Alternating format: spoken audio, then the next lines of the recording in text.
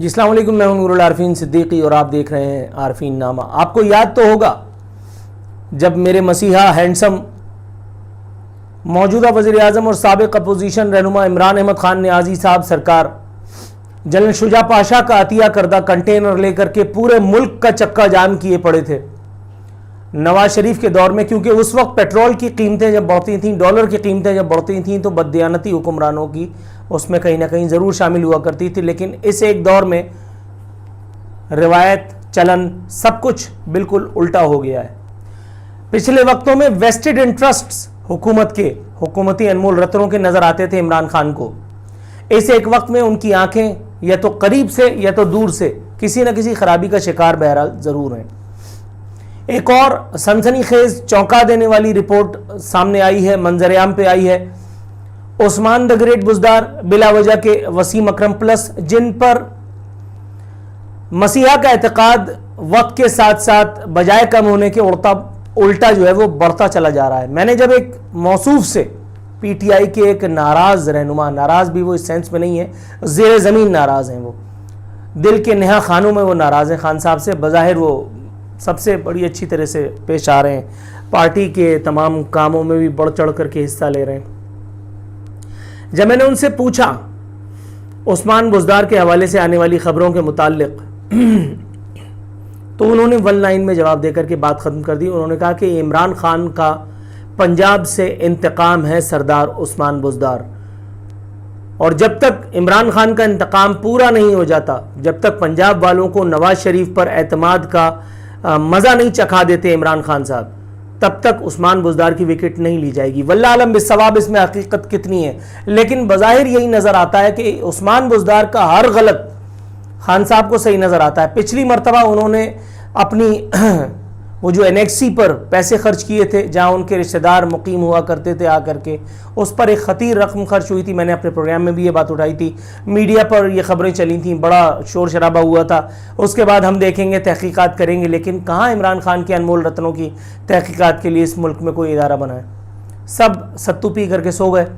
اب ایک اور خبر آئی ہے، اب ایک اور نامچین معروف صحافی نے ایک خبر دی ہے کہ سردار عثمان بزدار نے اچھے بھتیجے، اچھے حکمراں نہیں بن سکے تو کیا ہوا، اچھے بھتیجے کا فرض نبھاتے ہوئے اپنے چچا جو ریٹائر ہو چکے تھے ان کو دگنی 3 گنی تنخواہ پر دوبارہ اپوائنٹ کر لیا ہے پولیس کے محکمے میں۔ لکھا ہے کہ وزیر اعلیٰ پنجاب عثمان بزدار نے اپنے چچا محمد امیر تیمور کو ان کی ریٹائرمنٹ کے بعد 3 سال کی مدت کے لیے دوبارہ ملازمت پر بھرتی کر لیا، اور اس مقصد کے لیے نئی بھرتیوں پر عائد پابندی میں نرمی کرتے ہوئے ایک نیا عہدہ تخلیق کر دیا گیا ہے۔ آپ کو یاد ہوگا کہ عمران خان کے مطابق جب تک اقتدار کا ہما ان کے سر پہ نہیں بیٹھا تھا، تب تک یہ سب چیزیں کانفلکٹ آف انٹرسٹ میں، بدترین جس کو کہتے ہیں ملک دشمنی میں آیا کرتی تھیں، فال کرتی تھیں۔ تو پھر اب کیوں خان صاحب کی دور یا نزدیک پتہ نہیں کون سی نگاہ کمزور ہو گئی، ان کو یہ سب خبریں کیوں نہیں پہنچ رہی؟ کیا ملک کے ادارے ان تک یہ خبریں نہیں پہنچنے دیتے؟ اتنے ہی معصوم ہیں، اتنے ہی ننھے چل رہے ہیں خان صاحب؟ نہیں، ایسا نہیں ہے۔ آگے سنیے اور سر دھنیے۔ امیر تیمور کو ڈائریکٹر اسپیشل برانچ جنوبی پنجاب مقرر کیا گیا ہے۔ انہیں یکمشت ادائیگی کی بنیاد پر 3 سال کے کانٹریکٹ پر، یکمشت ادائیگی مطلب one time payment, can you believe, one time payment کر دی آپ نے، سلام تحسین ہے۔ اور اس پر خان صاحب صادق اور امین ہے، یاد ہے آپ کو؟ صادق اور امین، جس معزز، محترم، متبرک، مقدس ترین ہستی سے یہ دونوں لفظ جڑے ہیں، اللہ معاف کرے، ان دونوں الفاظ کا اتنا بدترین استعمال، بلکہ یوں کہیے استحصال، تاریخ میں نہ کبھی ہوا نہ کبھی ہوگا۔ تنخواہ کی مد میں عثمان بزدار کے چچا محمد امیر تیمور کو 3 لاکھ روپے دیے جائیں گے۔ یہ تنخواہ اس تنخواہ سے بھی 2 گنا زیادہ ہے جو انہیں ریٹائرمنٹ سے قبل مل رہی تھی۔ اس سے قبل امیر تیمور نے کبھی اسپیشل برانچ میں کام نہیں کیا۔ اس سے قبل عثمان بزدار وزیر اعلیٰ تھے نہیں۔ آپ کو یاد ہے وہ میسنا چہرہ لے کر کے کیسے میں ٹرین ہو رہا ہوں نا ابھی، تو وہ کیسے ٹرین ہو رہے تھے؟ ان کو ٹرینڈ اور ٹرین کا فرق نہیں پتا۔ ایک ایسے آدمی کو آپ نے اس پہ کتابیں لاد کر کے اور آپ نے کہہ دیا کہ یہ سول سرجن ہے، یہ کیسے ہو سکتا ہے؟ عثمان بزدار محروم طبقے سے لیا گیا ہے. عثمان بزدار ایک نچلے گھرانے سے ہیں جہاں ترقی نہیں تھی، جہاں بلب نہیں تھا. اور بھائی تو ان کو بتیاں دکھانے کے لیے کہیں اور لے جاتے ہیں. وزیر اعلیٰ بنانا ضروری تھا اس پورے ملک کے سب سے بڑے صوبے کا. یہ جو اقتدار کی خوشگوار کو انورٹڈ کاماز میں سمجھیے گا داستانیں رقم ہو رہی ہیں دن رات. کدھر ہے وہ ہینڈسم؟ کدھر ہے وہ صادق اور امین؟ لکھا ہے کہ یار کیا لکھا ہے، مطلب ایک سرکاری ذریعے کہہ رہے ہیں ان میں سے کسی ایک کو بھی نئے دو اور لوگ تھے، مطلب مختصراً یہ کہ دو اور لوگ تھے جو نہایت کمپیٹنٹ تھے اس ایک عہدے کے لیے، لیکن ان کو بائی پاس کر کے عثمان بزدار کے چچا کو جو ہے وہ لا کر کے اسے ایک مسند پر بٹھا دیا گیا ہے.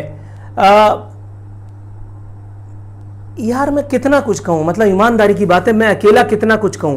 وہ جو حکومت کا پپٹ 2-3 چینلز ہیں وہ صبح سے شام تک، صبح سے رات تک جھوٹ بول رہے ہیں. وہاں نیوز اینکرز سے لے کر کے پروگرام اینکرز تک سب کی دیاریاں لگی ہوئی ہیں. سب کو بتا دیا گیا کہ اگر نوکری کرنی ہے تو جھوٹ بولتے رہو، خان صاحب کو امیر المومنین ثابت کرتے رہو، ان کے ہر انمول رتن کو وقت کا سب سے بڑا مجاہد، سب سے بڑا کمپیٹنٹ آدمی ثابت کرتے رہو. تمام اداروں کو کہہ دیا گیا ہے کہ آپ اپنا منہ دوسری طرف کر لیں تو پھر کون کیا اکھاڑ لے گا کسی کا. ود آل ڈیو ریسپیکٹ مجھے یہ جملہ آج استعمال کر لینے دیجیے پلیز. ان کا کون کیا بگاڑ لے گا؟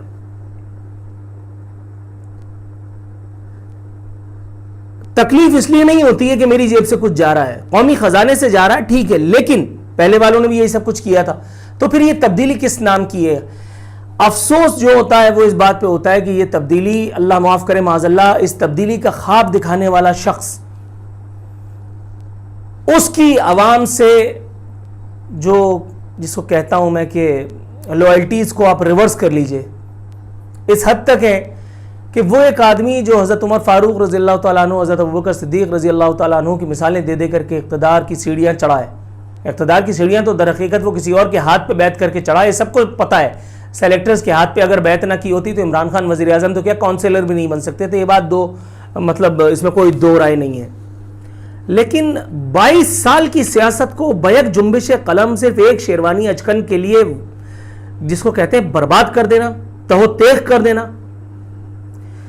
اس وقت کتنی بھی آپ بات کر لیں عمران خان کی سمجھ میں کچھ نہیں آئے گا. عمران خان کی میرے والد صاحب کہا کرتے تھے، اللہ معاف کرے، اللہ غریق رحمت کرے میرے والد صاحب مرحوم کو اور تمام مرحومین و مرحومات کو، کہ جب انسان کی قسمت خراب ہو تو اس کی عقل سب سے پہلے جواب دے جاتی ہے. خان صاحب کے ساتھ یقیناً یہی سب کچھ ہو رہا ہے، ورنہ کسی ایک کی بات، کوئی تک کی ڈھنگ کی طریقے کی بات تو ان کی سمجھ میں آتی. ورنہ یہ ممکن تھا کہ اسلامی ریاست مدینہ کا نام لیوا اور اس کے اپنی ناک کے نیچے جہانگیر ترین جو ہے وہ چینی بحران میں ہاتھ دکھا جائے، حمزہ شہباز و خسرو بختیار جو ہے قوم کی جیب پر ہاتھ صاف کر جائیں اور کسی کا کچھ نہ ہو. یہ ممکن ہے. یہ ممکن ہے کہ وزیر اعظم کا معاون خصوصی پیٹرول بحران کا ذمہ دار ہو، پیٹرول بحران ہو، ختم ہو جائے، لوگ اس کے پیسے کھا کھما کے ختم کر دیں، جان چھوٹ جائے، اس کے بعد پھر وزیر اعظم کو خیال آئے کہ مجھے انصاف دینا تھا. اور اس بات کی بھی کوئی گارنٹی ہے کہ یہ پیٹرولیم کا بحران وزیر اعظم کے معاون خصوصی نے اتنی اہم مسند پر متمکن ایک شخص نے اکیلے کر دیا؟ اس میں وزیر اعظم یا وزیر اعظم کا کوئی چاچا ماما شامل نہیں ہے. اس بات کی گارنٹی کون دے گا؟ لیکن اگر آپ کو لگتا ہے کہ یہ ساری شکوک و شبہات جن کا میں اظہار کر رہا ہوں یہ دوسرے دماغوں میں نہیں ہے تو اپنے دماغ کو خراب ہونے سے روکیے سر. یہ باتیں تو کوئی بچہ بھی 2 اور 2 4 کی طرح سمجھ سکتا ہے، لیکن فرق صرف اتنا ہے کہ سب کے پیٹ ان کے قد سے بڑے ہو گئے ہیں. یہاں سب کو ڈر لگتا ہے ان لوگوں سے جو نوٹس لے لیتے ہیں، ان لوگوں سے جو پابند کر دیتے ہیں کہ خبردار ہمارا نام اگر کسی پروگرام میں لیا تو آپ سمجھیں. یہ در حقیقت عمران سرکار کی ہر برے عمل، ہر بدفعلی کو چھپانے کی آخری کوشش بھی اس ایک ملک میں کی جا رہی ہے، اور اس میں تمام ادارے، تمام کہہ رہا ہوں کا مطلب تمام، بالواسطہ یا بلا واسطہ شریک ہیں اس ایک جرم میں، اس ایک کانڈ میں جو پاکستان میں اس وقت رچایا جا رہا ہے آپ کے اور میرے ساتھ. اور اس میں سب سے بڑا قصور جس کو میں کہتا ہوں سب سے بڑا قصور ان گونگے بہرے 24 کروڑ زندہ لاشوں کا ہے جن کے اوپر قیامت بگڑ جائے، قیامت ان کے اوپر آ جائے، ان کے گھروں کو، ان کی نسلوں کو تاخت و تاراج کر دیا جائے، مگر یہ بے حس بے شرم لوگ کمبل اوڑھ کر کے دیوار کی طرف منہ کر کے اور وہ سو جائیں گے. ان کو فرق نہیں پڑتا کہ کون ان کے ساتھ، ان کی نسلوں کے ساتھ کیا کھلواڑ کر دے رہا ہے. تو کیا ایسے وقت میں اللہ رب العزت سے کی گئی دعائیں قابل قبول ہوں گی؟ وہ بھی اس ایک عالم میں کہ جب میں اور آپ خود ہی اپنی حالت کو بدلنے کے لیے تیار نہیں. میرا خیال ہے جواب ان باتوں کا آپ بھی جانتے ہیں اور مجھے بھی معلوم ہے.